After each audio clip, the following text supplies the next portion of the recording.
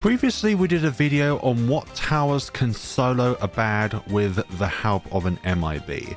Now we're going to be doing the same, but for round 163. Now what makes round 163 very special? Well, in free play, it is the only round that does not consist of any MOAB class balloons, such as MOABs, BFBs, ZOMGs, DDTs, and bads, and bosses. But what consists of it is very surprising indeed. Camo Regrow leads, Camo Fortified leads, Regrow Fortified leads, Camo Regrow Fortified leads, and then regular ceramics, Camo ceramics, Regrow ceramics, Camo Regrow ceramics, Fortified ceramics, Camo Fortified ceramics, Regrow Fortified ceramics, and Camo Regrow Fortified ceramics. A random assortment of all of the different balloons that I've just mentioned there.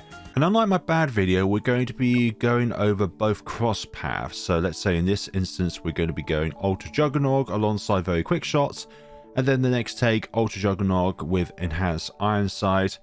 From there on there with every other tier 5 tower, and then also as well when it comes to heroes, we're going to be upgrading them to level 20 and all that jazz. Which is why I've given myself a huge amount of money so I don't have to worry about getting stuff to the optimal level and stuff like that.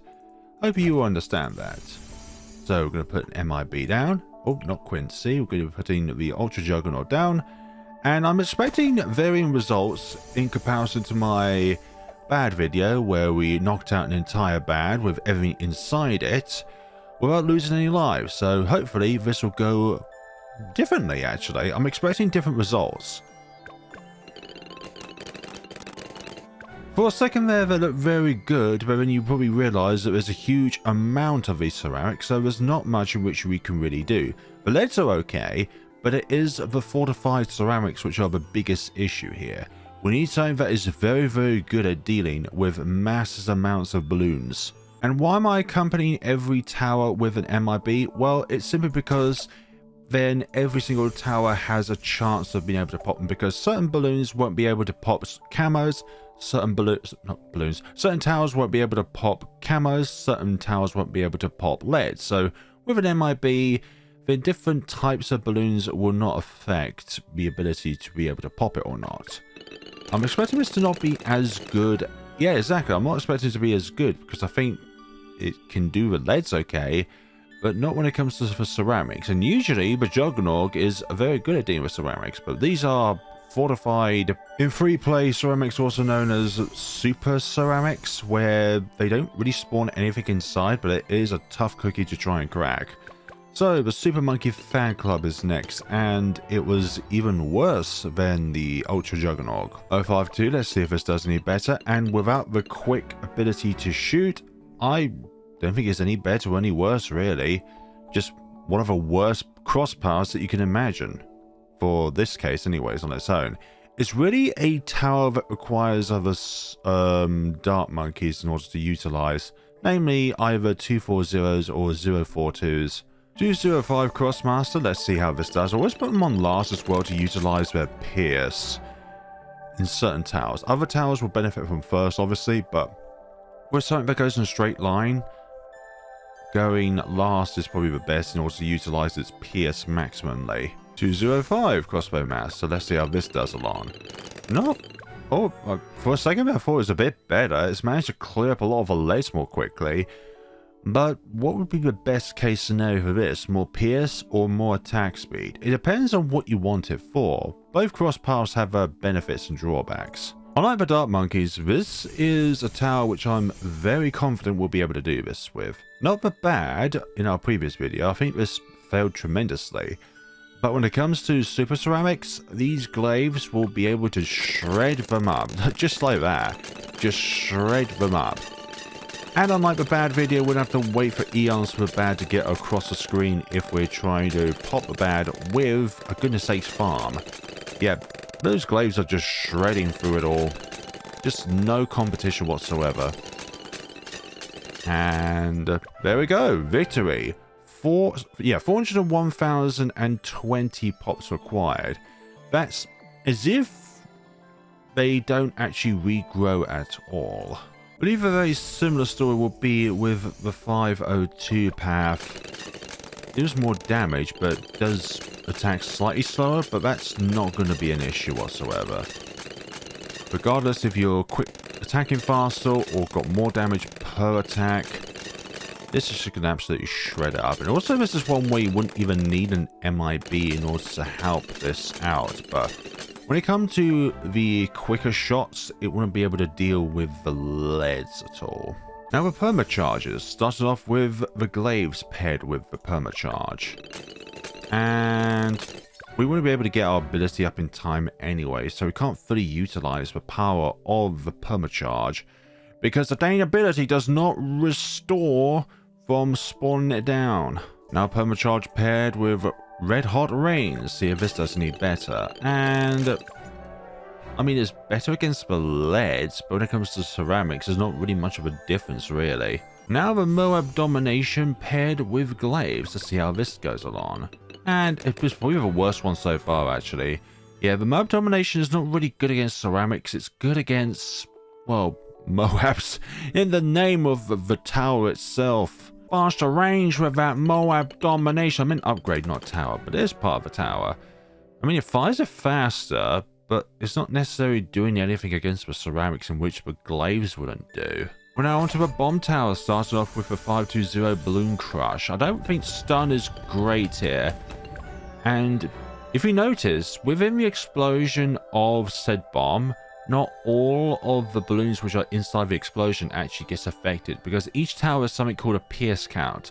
And when it exceeds that pierce count, anything that exceeds past it doesn't get stunned at all. It just sort of like as if it doesn't even get attacked. So that's why you probably saw certain ceramics and stuff just going through, even though the explosion is right over them. Balloon crush with frags. Let's see how this gets along. I think it pops more despite the fact that it attacks slower, and it's because of the power of the frag bombs. Although this would be a similar story to the MOAB dominations. Here it comes, the MOAB eliminator with heavy bombs. Let's see how this gets along. Yet extremely ineffective. These kind of towers are only really good against MOAB class balloons, the MOAB eliminator and the MOAB domination. Not really good against ceramics whatsoever. If you like this video, please make sure to like, comment and subscribe, and suggest what other kind of videos I can do which are of a similar lane towards these ones, because so far I'm only doing really like boss event videos, but let me know what you want. Let's see, I don't think the frag bombs don't really help. 205 bomb blitz, and actually the third path on the bomb tower is probably the one I'm most confident with dealing a massive amount of balloons like this. Like, he's able to pop all of them until there's too many to try and pop. Let's see, bomb blitz with missile launcher. I don't think this will do as well. No, it seems like we lost a lot of power. Despite attacking faster, we miss out on that additional power with the heavy bombs. Inferno Rings with super range attack. Let's see how this gets along. And it did surprisingly well at first, but we were defeated by a green balloon and a, what would that be called? A super fortified ceramic. More damage and sacrifice of less pierce and less range with even more attacks over the super range. Let's see how this gets along. Like, again, it's the case of we are dealing with the maximum pierce counts on the tower itself. So even though there are balloons within the radius of the Inferno Ring, it can't pop certain balloons because the maximum pierce count has been exceeded. Like, I could edit the rules so that the ability cooldown is literally instant by just shoving it down to 5%. But I only really want to modify this so that as soon as you spawn the tower down, then you gotta work with the game's mechanics, and the only modifier that I have really in place is an MIB with jungle drums. So Super Maelstrom could have unleashed the ability in time, but I think the balloons are just that too far down the track in order to actually make any kind of difference whatsoever when it comes to the grand schemes of things. Okay, so we did, oh sorry, we did 2 5s though, and now we're going to do 0 5 2, so more attacks but less attack speed. I don't think we'll be able to actually, yeah, we're able to get the ability out just in time, but it just does not make a difference whatsoever, really. Super Brittle paired with Deep Freeze. Let's see how this gets on. And Another scenario where the maximum PS count is exceeded and it cannot freeze all of the balloons inside its radius. Will the extra range and refreeze be better than the other pathway? Not really in this case. Now, if we're not careful with this particular upgrade, we could necessarily create a regrow farm, which is very dangerous. Unlike the other ability ones, we can actually get this back instantly. But also, I think the PS count on this particular tower is very high anyways. But if we're not careful, we can actually create a regrow farm, which is very, very dangerous for your computer's CPU. But yeah, it's not going to go down well. Even though this particular tower has a very, very high PS, there's just still too many towers on screen. But the ability is actually, I don't think it has a PS count. It just affects the entire screen regardless of any kind of inbuilt calculations. I'm not sure really what I'm talking about here. So let's try the other pathway, which has the refreeze. And paired with an MIB, it is actually better because you're not trying to pop leads and camos. You're just literally trying to, you know, refreeze them in certain aspects and also be able to affect more. So the MIB literally removes any needs of a 250 aside from permafrost ability, which when the balloon itself has gone out of its freeze state, actually moves even slower. Icicle Impale paired with Cold Snap. Let's see how this gets along. And damn. Avoided surprisingly well there, considering all things. Now, will the extra attack speed be better than the potential of the top path? Not really. Now onto the glue guns and a tower which I'm very, very confident that we'll be able to do this. Balloon Solver paired with Gloon Splatter. It's just the sheer power of this is so mesmerizing. Also the little glue splatters on the ground canal as well. Yeah, these balloons just don't stand a chance. This is meant to deal with a mass amount of non-MOAB class balloons. Ceramics, get out of here. Now we will have the same success with stronger glue, or with a lack of area covered will be our downfall. It actually looks like it. Like, it's okay so far, but yeah, there's too many of them. Like, if there was more spaced out, then the balloon soul will be able to pop them more individualistically. But since they're all too close paired together, then the amount of PS is met, which is what made the other balloon solver more successful.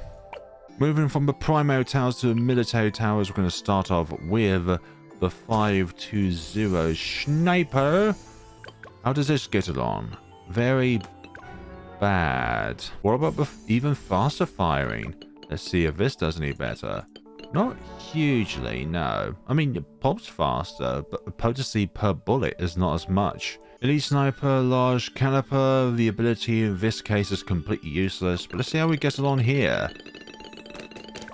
I mean, it looks quite therapeutic with all the bouncing bullets bouncing around. I think this will be even worse with even faster firing, because yes, you fire faster, but you're compensating for a huge amount of power behind per shot.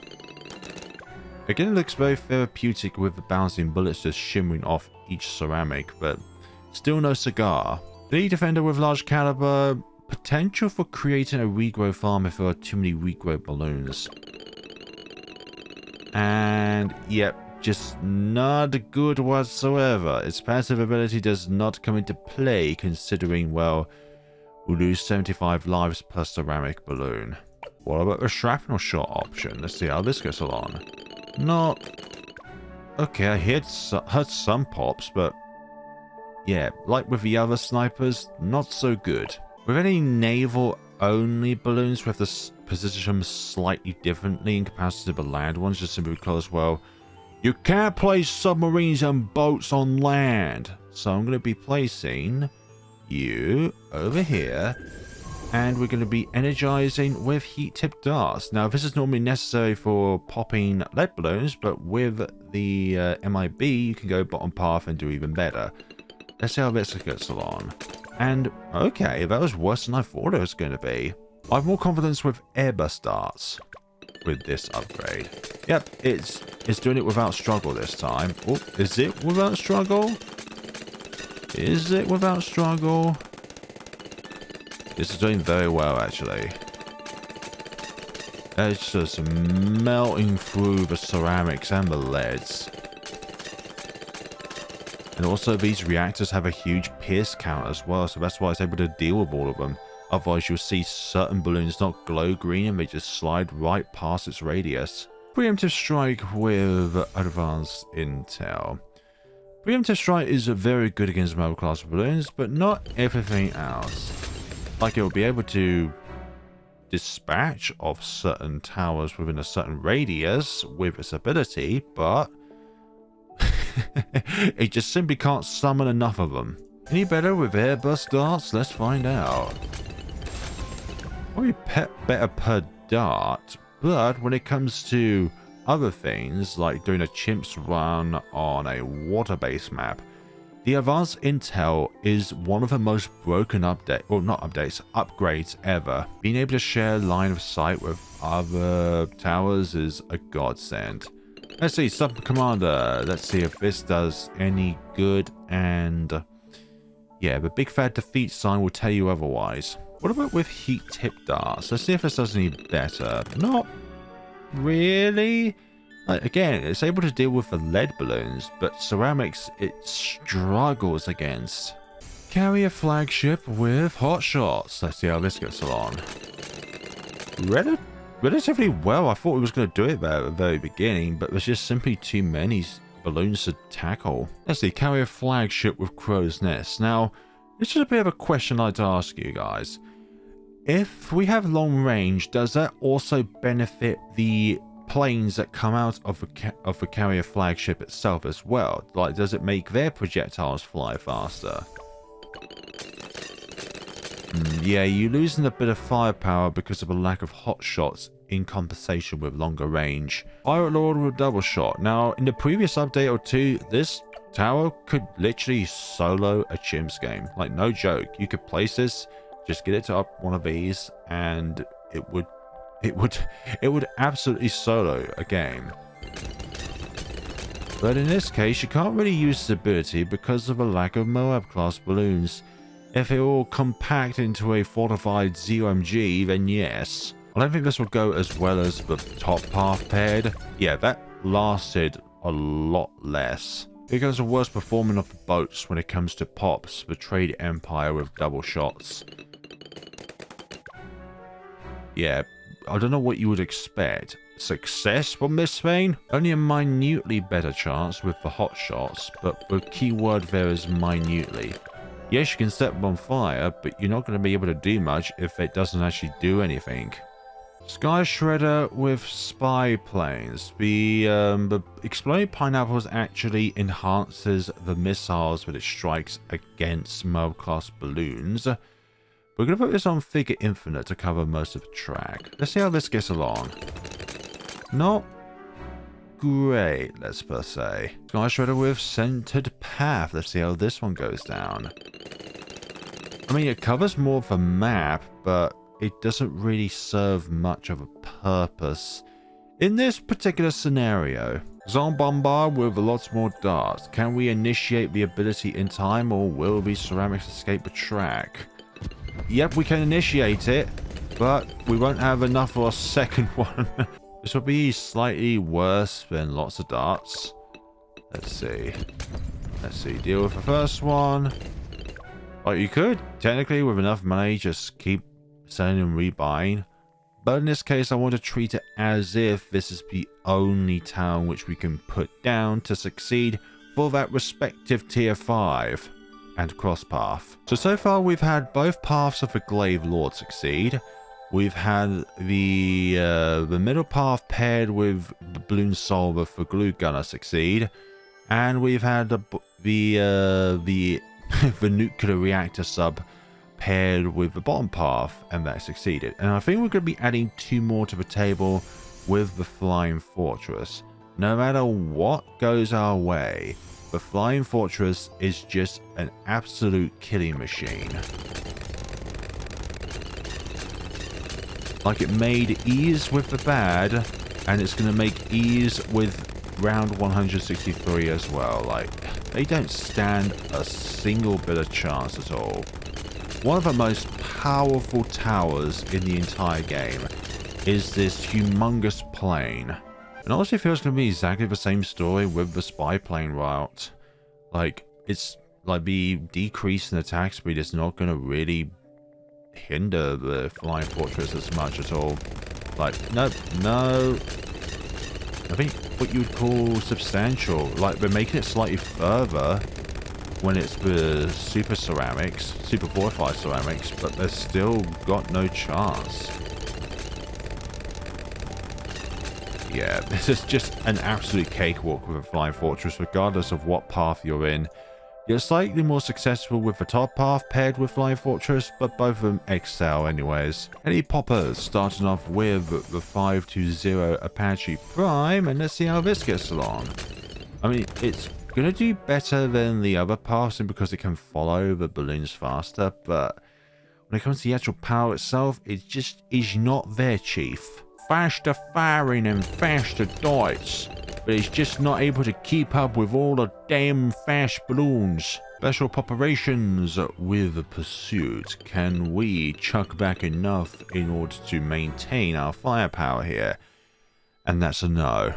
Now with 052, we're going to lock it in place.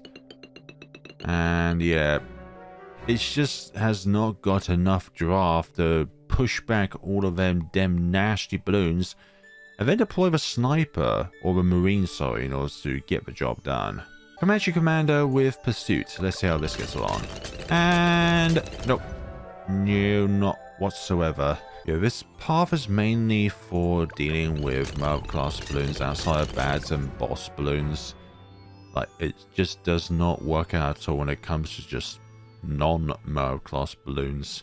Ah, the most micro-intensive tower that there is in the game. The Mortar Monkey. Starting off with the biggest one paired with Rapid Reload. Let's see how this gets along. Like, I think it's relatively good, but I think it's just going to exceed the pop count of the tower itself. Yeah, some are going to go through... Yeah, I'm sorry, but there's just too much micro involved in order to fully utilize the power of this, and even if you're able to follow on the track with the frontmost balloons, then you're going to leave the others behind in order to not get hit at all. Could be a different story with the lack of fire rate increase, but the burning stuff is incredibly powerful with the biggest one.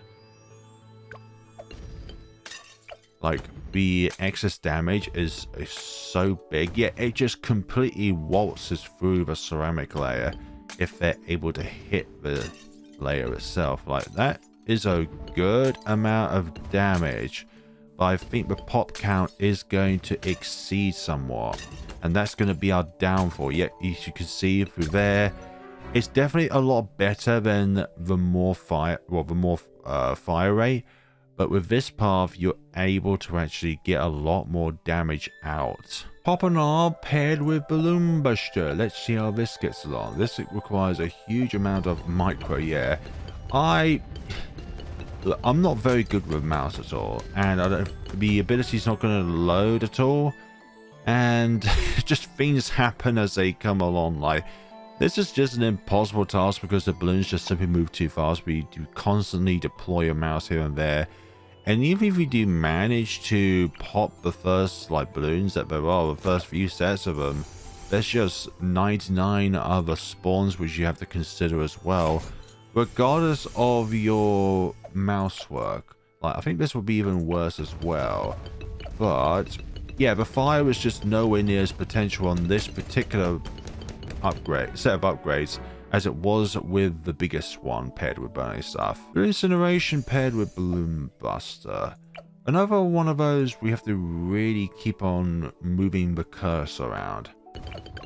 Oh no, yeah, that's not good whatsoever. I kind of selected fast forward there, but that's my only take, and that's the take which I'm taking. Rapid Reload with Balloon Incineration. Let's see how this gets on. Oh, I did the same mistake again. I keep pressing spacebar preemptively for some odd reason. Now then, balloons, you're gonna regret ever being born when the Ray of Doom comes out. Like, I think this is the tower which has the most amount of pierce out of anything that's outside of the Paragon.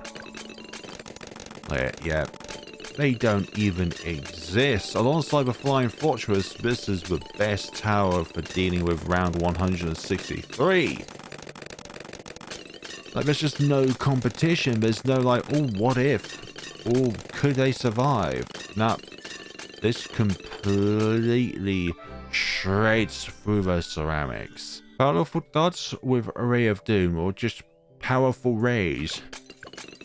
Like, it's not as good as the middle path because of the less fire rate, but still nothing to worry about at all. Like, this is just shredding through all of those balloons like if they're nothing. And it should be over soon.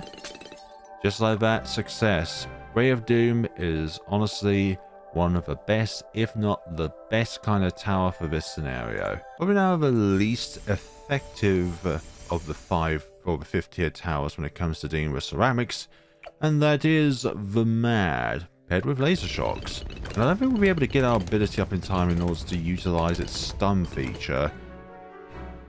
Like, no, there's still a little bit left down there, and no dice. Powerful dodge with the Mad.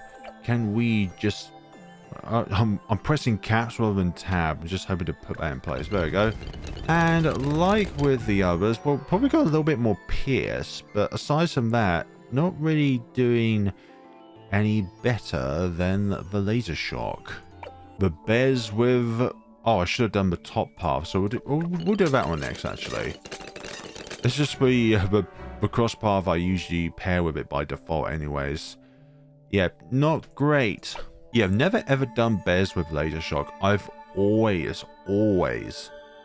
done it with more fire rate and the ability to pop camos. Like, I think that's just given large the better outcome when it comes to this specific tower. Moving out of the military towers and now onto the magic ones, starting with our wonderful friend, the Archmage with Wall of Fire. And this, if it wasn't for so many, it would do very well against all of these. Archmage with Monkey Sense and Intense Magic, and I think it was actually even worse than with Wall of Fire. Wizard Lord Phoenix paired with Arcane Blast. Let's see how this one does. And like, he's able to light them up pretty well, but it just feels like that the flames aren't doing anything. Now, I doubt Monkey Sense will be able to improve it older. Nope, no whatsoever. I think it was even worse than with the top path. I sense with the Prince of Darkness, it would be able to do this if it initially had a graveyard in order to disperse out and pop all of the ceramics. But without a graveyard, most of its power is literally gone. Like, we're going to have a look at this graveyard and see if it actually goes up at all. It only goes up, but it is far too late. Wall of Fire. Let's see how this gets along. And again, it's not doing much.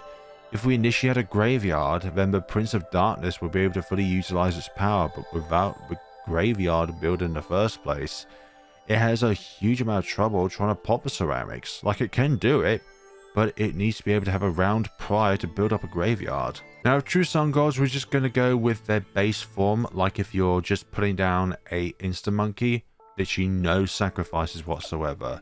Paired with Epic Range. As you can tell, no support at the very least, so I think this won't be good at all. Like, this, I feel, is a tower, a hugely expensive one, mind you, that is really reliant upon its sacrifices in order to actually make it worth the 500,000 in which you pay for it. I believe Ultra Vision would be slightly better. Let's see how we go along here. No, actually that was even worse considering the fact that it had less range. Now, I know definitely for sure that a Vengeful True Sun God would be able to do this, considering the fact that you actually need to put down sacrifices of sorts in order to get it to the vengeful state. But we ain't gonna do that. We're about that base life, so we're now gonna go with the anti-balloon paired with plasma blasts. I'm very confident with this one, actually. Like, this one could be dependent on when you activate its ability. Oh, oh my. Okay, so that could be done. That could be done. But we're only going to do one try of every single tier 5 with its cross path. And I feel that with the anti-balloon, it is definitely a roll of the dice depending on when you activate its ability. Like, okay, let me try the Ultra Vision. I'm going to try and pair this at a more reasonable timing, which was not that. Yeah, I feel at that particular moment when they're really sporadic around this square, I feel like that is when you need to be able to activate the ability. Not like before, or try and do it afterwards when too many of them have escaped. You need to do it when they're all within this square. So I feel like with the anti-balloon, it can vary. Like, it is possible with it, definitely. But I'm not going to do another take. So, Legend of the Night, paired with Plasma Blast. And, yep, it just shreds with them. Like, this will be an easy win, definitely alongside, like, the Flying Fortress and Gloon Solver with the bigger blobs. Yeah, just shreds with those super ceramics, like they're nothing.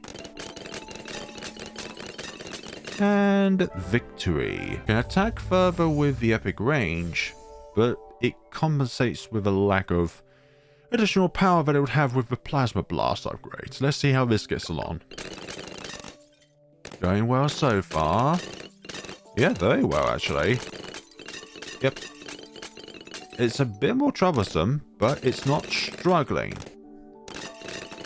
Shred through those. Yeah, Legend of the Night base form is definitely much better than the True Sun God without sacrifices. Going from Super Monkeys now onto Ninja Monkeys, starting with the Grand Master Ninja with counter espionage, which is famous for, well, not really being used enough as a means of removing camo, because you would do that normally with a submersion support, because that's just simply better. Let's see how this gets along. Like, the distraction is definitely useful in some ways, but it's just not that overpowered, which is good in a way. But in this case, we kind of needed the distraction to be overpowered, so we can actually pop them all. Seeking shurikens with the Grandmaster Ninja. Let's see how this gets along. Nah. I feel like visually the distraction one was better, but I feel like that one had a few more pops because of the fact that you can utilize its pierce at its maximum capabilities with the shurikens being seeking. This is, without doubt, one of the best towers to have in ultra late game. Just keep popping that Grand Saboteur paired with an Energizer, and you will be siphoning that MOAB HP. But in this case, it's going to be useless. Just like that. Yes, this pathway will be able to put down pseudo spikes, but it's... yeah, as you can tell, it's not that good. Oh, one lonely camo fortified Regrow lead there. Master Bomber paired with Sharp Shuriken. Let's see how this gets along. Like, it's able to hold a few of them in place, but there's a big problem. There's just simply too many to hold in place. Master Bomber with counter espionage. Let's go. Oh, it's able to chuck a few of them back, but it's better if we pop them. Permanent Brew with Perishing Potions. Let's see how this gets along.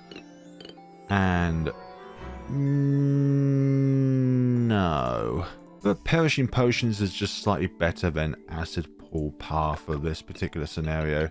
Like with Perishing Potions, you're able to remove a fortified property off of balloons. I don't know about you, but this is probably the most forgotten tier 5 tower ever. With Total Transformation, paired with something in which you would never pair it with because it was actually hold it back, Acidic Mixture Dip. Let's see how this gets along. And yeah, as you can see for yourself, oh, okay, so we managed to remove a fortified part. No, actually wouldn't be able to remove it, but it's just the ceramic itself escaping. Let me know what you think is the most forgotten tier 5 tower that there is, or just a forgotten upgrade path because you think it's just not something that I ever would want to pursue because it's too specific. So, total transformation with acid pool. Let's see if this does any better or not. And yeah, like with the plasma fan club, its power is really relied upon other towers being put down. Specifically anything in this case being tier 3 or below. Also, this ice just blinked. Maybe it's a trick of the light. Balloon Master Alchemist, alongside the Grand Saboteur, this is one of the best towers to put down in ultra late game. If you have a tier 5 tower that can surpass Paragons when it comes to pop count, then that is a broken tower. But in its nature, if it can shriek anything that is a ZOMG or below when it comes to like total amounts of RBE that is inside of it, shrunk down to a red balloon, then that is a great tower to have.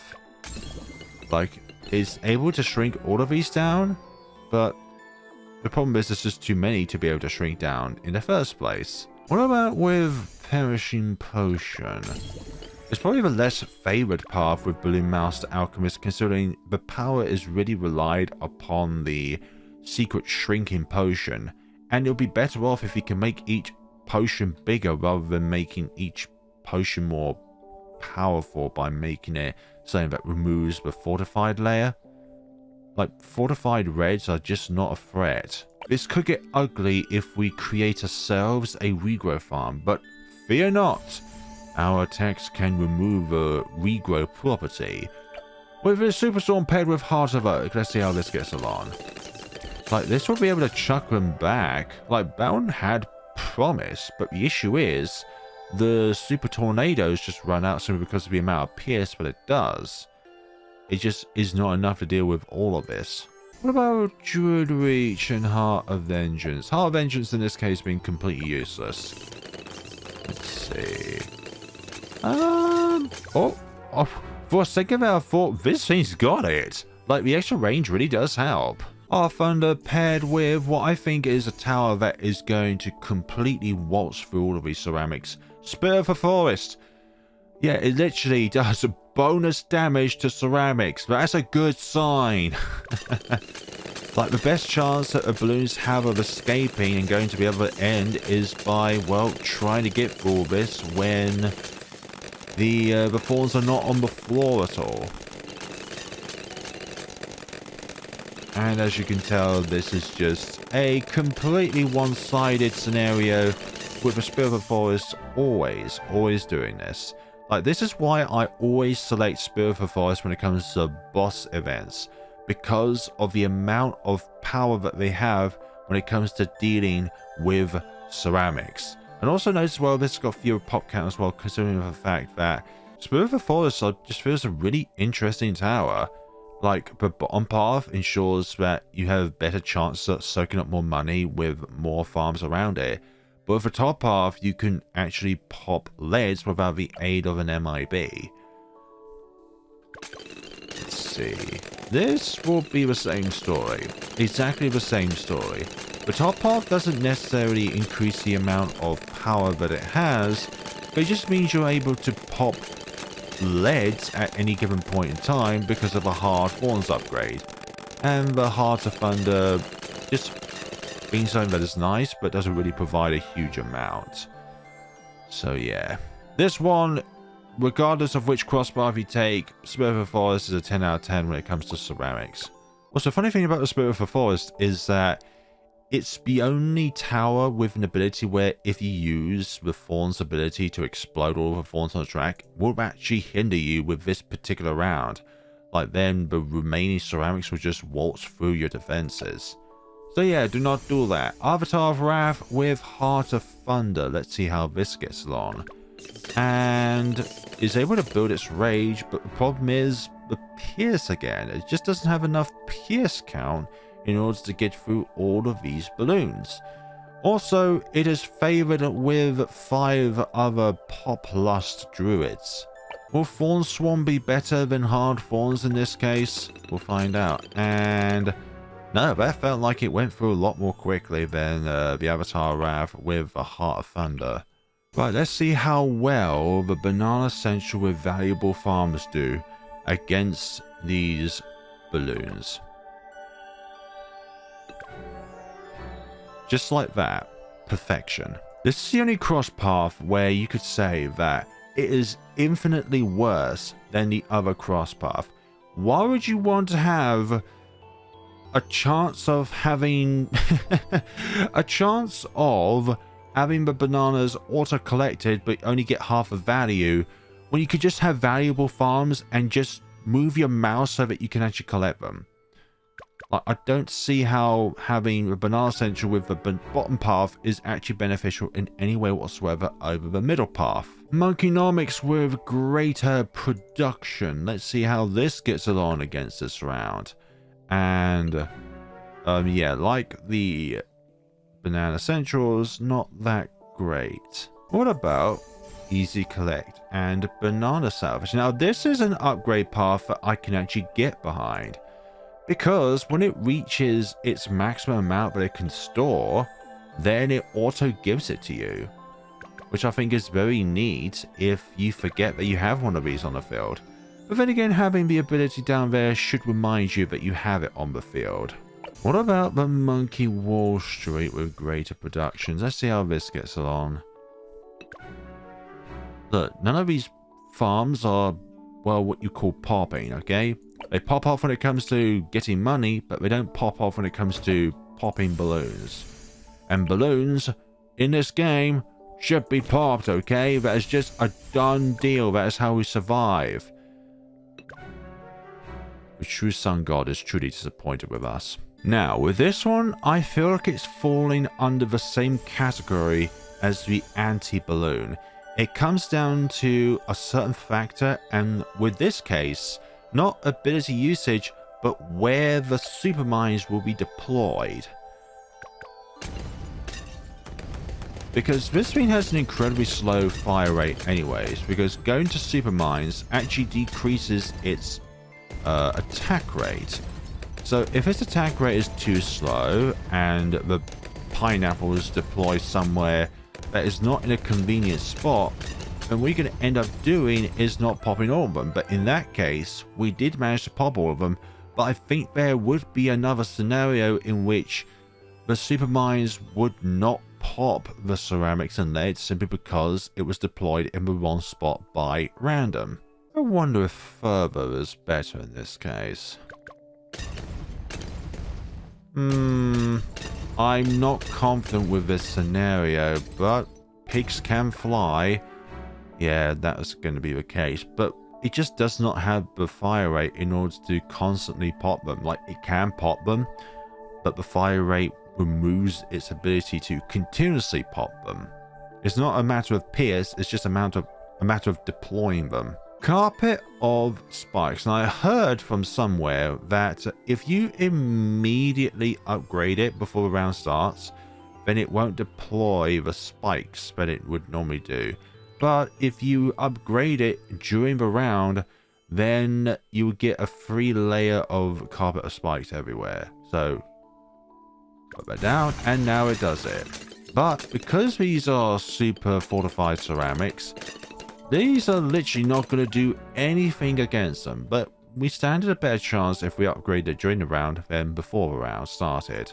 White hot spikes or smart spikes? Which of these are better? Well, in certain cases, the bottom path is better because on multi-lane tracks, the smart spikes will be able to tell the spike factory, hey, we should only deploy spikes along this path.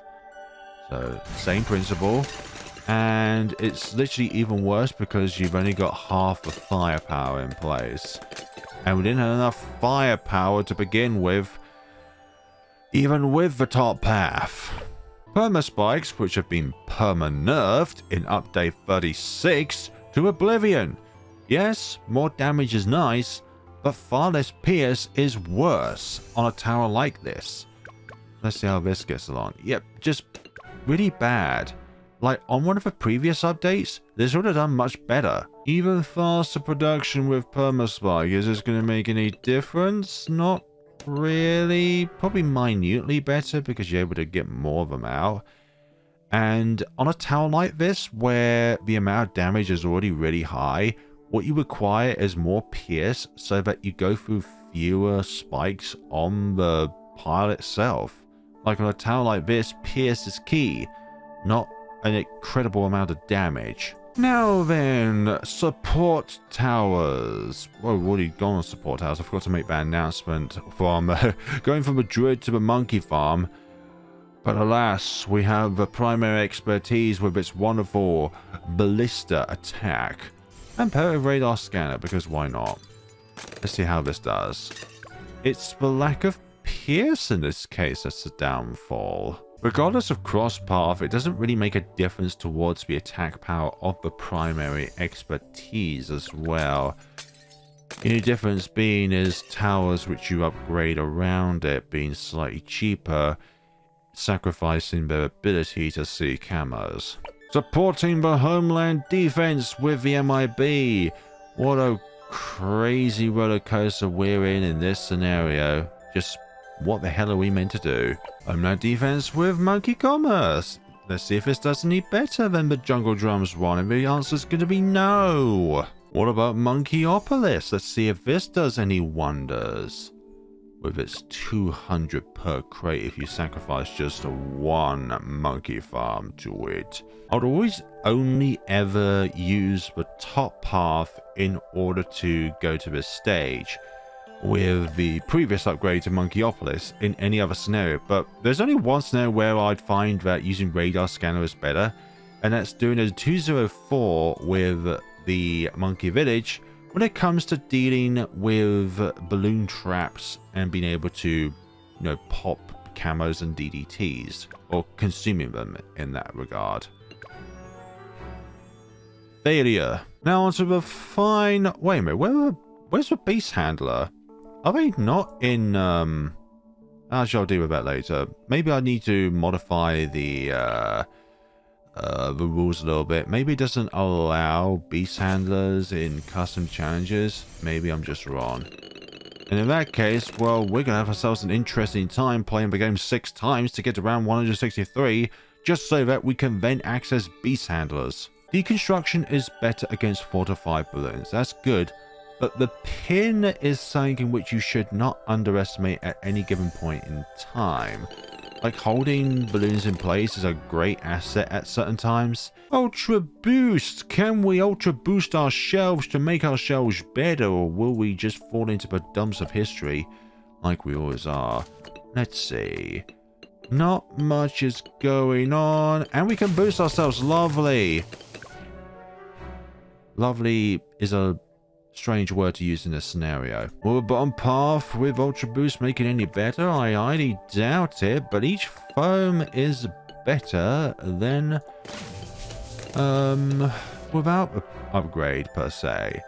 But with that path, it actually doesn't decrease or increase the rate in which we deploy that, because with the top path, when it comes to the second upgrade, it increases the rate in which sentry turrets and foams can spawn at. But the bottom path of foams are more potent. I hope I've not forgotten any particular upgrade paths and stuff like that, because this is going to be a very interesting video to edit when I realise that, hey, maybe I've forgotten something entirely. I hope that's not the case and I've gone through everything. So let's see now. XXXL trap paired with faster engineering. Let's see how this goes along. And you'll be able to do this if it can deploy all of its vampiric traps out fast enough. But the fire rate, it is not there. We're going to utilize the extended path's ability to choose where you can spawn them down. Let's see. Do that there. Then summon it over that. You're just not deploying them down. Look at all that excess that you've left out because you can't dish out another trap. XXXL trap. You useless tower in this scenario. Now we're going on to the heroes of the game. We've done primary towers, done military towers, done magic towers, done support tower. Wait a minute, we haven't done support towers. Okay, when I did the challenge editor, I must have forgotten to add the beast handler. Now we can actually do the beast handlers. Now, you could say this is not solo, considering we need, what is it, 6 other beast handlers alongside this beast handler, but in order to maximize the Megalodon's attack power alongside the other cross paths and their attack power, we kind of need it, but also because of the fact then you've summoned a creature of sorts, the beast handler does not attack at all. Like, it only uses its melee attack if it has a 0/0/0 configuration to it. Let's see how this gets along. And very good so far. Possibly. No, it's just too many of them. God damn it! What if a ceramics escape? Now I'm eating my masters. Can our big T-Rex or Gigantanosaurus friend be able to do this challenge? We'll see. If we can get his ability up, then possibly, but there's just simply too many of them in order to actually try and pop. Oh, we can do this, actually. Oh, we did certainly then and there, but there's just too many of them. Like, probably have to wait until the very last moment of when the first ceramics that could escape and then use the ability. But then there's just so many balloons to try and deal with that it's just not enough. Also, as well, just remember just now, can't really cross path. So I think the Beast Handler is the only tower where cross pathing doesn't really make any sense. Roughly, we have full map coverage when it comes to this beast, so attacking is not really going to be a problem. But can we do this with a Puakai, however you want to pronounce, however you can pronounce it? It's just making a, it's trying to chase the frontmost balloons, but it just simply can't do it because there's too many of them. Now on to heroes. We've done primary towers, military towers, magic towers, and support towers. This is the second time I've made this announcement because when I first did it, I forgot the beast handler at all. And when I initially put this challenge together, I forgot to put the beast handler in, as it is a new tower to update 36. Right. So level 20 heroes, I believe, are the equivalent of tier 5 towers. And there's no cross pathing involved because, well, it just gains more as it levels up. So let's see how we get along with this tail. And yeah, we're going to need to initially do faster. Yeah. The rain of arrows only really deploys in when the first set of balloons, like, okay, this could be another scenario like the anti-balloon where it's time-based of when you use your abilities and stuff like that. Like the faster arrows, we could have done it sooner, and then from there, if we did it sooner, then the first set of balloons would be popped, and then the rain of arrows would be able to fully initialize. But still, when that runs out, then it takes a while for the ability to then come back, and the rain of arrows would be very ineffective by the time they disappear, or when they disappear. Let's see how Hologwen does in this scenario. Let's see.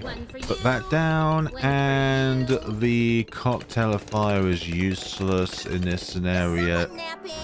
No, I'm not napping, okay? You're supposed to do the job, Gwen. Monkey Vengeance, go forth and deploy your power.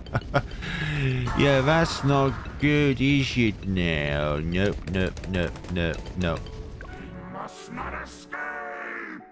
Well, unfortunately, with your lack of power, Biker Jones, they all escape. Let's see, Oben Oceanfoot. Let's see how you get along, my friend. You'll be able to rise, but they just instantly go. And Stop them.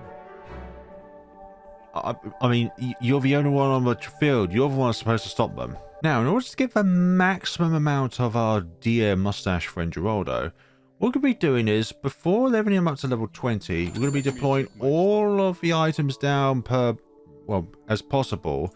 And then once we get to level 20, then deploy the refilled shop. Because when you get to level 20, all of his items will refill regardless of their current level. So, if we deploy everything down now and then go to level 20, we'll be able to put down even more than we initially would be able to do anyways. Now with that done, let's go to level 20 and then repeat the process. Is complete. Let's see how Geraldo gets along in this challenge. Let's see. Okay, so far, utilizing everything that Geraldo has, and the blade maelstroms do not have camo detection whatsoever, so that's why all those camo balloons just simply waltz through. So in that case, it is external towers which aren't really connected to Geraldo, like with the spikes and the maelstroms, which let us down there, but that was probably one of the better attempts. Now, Captain Churchill, let's see how you perform against these horrific balloons. And we can't use its second ability because that's only designated for MOAB class balloons, and we are... Protect those exits. Well, you didn't, even in your mighty battle tank, Benjamin. Let's see how you fare along with this challenge. And yes, Sushi is power, but the other ability. Someone's not popping balloons. Yeah, you're not popping balloons. You're literally right next to him with your shop. Pop the man. Now, when it came to dealing with the bad, Azili is probably the best tower there is. Like, it is designed for single MOAB targets that are not a boss. This is one of the only towers that can target bads really goodfully. But when it comes to this case, I don't think we're going to be in for a good amount. Like, we can use a heart stopper. No more. Careful. This journey must not end. Well, this galaxy can only have so many stars, Azili. Are you unstoppable, Kaiju Patsy? We'll see how unstoppable you are. Like, I love the aesthetic of this skin. It's probably my favorite one. And you go Robo Godzilla as well when you go up the grades. Now, the door is slightly different. Firstly, we're going to be getting it to its transform state. Can't do its vengeful transform state, but we can do this, and now it is in this form.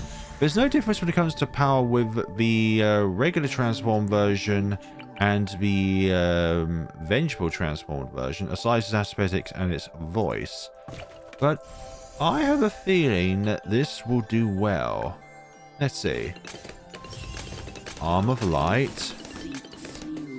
Yeah, it's, I think, as long as we keep the abilities up, we're going to be very good. Yep. Absolutely excelling through these ceramics, actually. Yep. Yep, this is very good, actually. This is a very, very good tower to use against ceramics. And Void Dora, you have shown us once again why you are the best hero ever. Now, Admiral Brickett, how do you get along with round 163? Commencing fire, does that do any good? All we know is that Megamind is useless against anything that's not a MOAB because it doesn't go after them. One of the coolest hero skins we've ever had is the Alien Etienne. Just such a great skin to have on a Seeking the objective. on a thing like that. I've lost my words there. Anyways, deploy more drones, but I don't think we're going to go that far. And the only hope is if we can get the ability up, but no. I don't even know what you said there. Sorry, my alien friend. I know this was not your fault. Your big mothership plane, that's the thing we need to blame. Viking Soda, let's see how you fare. Probably going to be better than most other heroes, but still going to be a little bit of a damper. Let's see. Oh, that's a bit further than I would like it. Yeah, you're very good at shredding. You're shredding leads, but ceramics is a little bit of a no-no. And we couldn't get our ability charged up in time to use it. So I imagine that's probably the most effective thing against the ceramics, but still nothing. Last but not least, Psy. Now, unlike the challenge where we had to pop the bad, We can actually do something with Psy in this case because Psy cannot target bads at any given point in time. But we'll be able to excellently deal with a massive amount of these things. Let's see. Stillness. Ah, that has a maximum pierce. Some must fall. Some of these must fall. Your psychic powers did not imbue you with enough abilities to be able to affect everything around you. Like if we got the other ability up, like that would probably do something because it is literally there to cause chaos. So that, folks, is absolutely everything. I managed to remember the beast handler and added it in eventually throughout this challenge. So I feel like with the anti-balloon, it is definitely a matter of when you use its shield ability. Like that is probably key towards success. When it comes to the mortar monkeys, even with the best micro involved, regardless of which cross path you do, like 502 is probably the best chance you have when it comes to round 163. But of course, that's a factor of always having an MIB in store at all times so that you'll be able to actually, you know, target camo balloons. Because the majority of balloons on round 163 are camo balloons. And I feel like with an MIB, you're able to give every single attacking tower even a small chance of being able to do this. Otherwise, it's going to be an impossibility when you can't pop either leads or camos.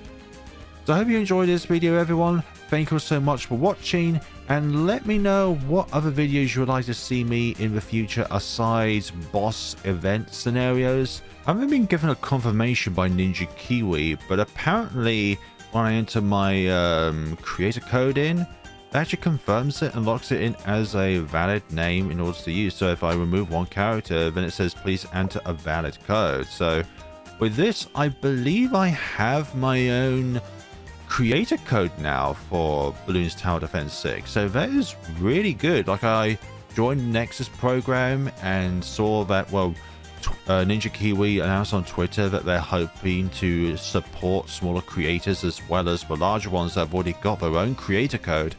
And I'm really grateful for that. Thank you ever so much for that, Ninja Kiwi. If any chance you're watching this and the 0.0001% of anybody is watching this, like, I love your work. Thank you so much for watching, people. Hope you enjoyed this video and take care of yourselves.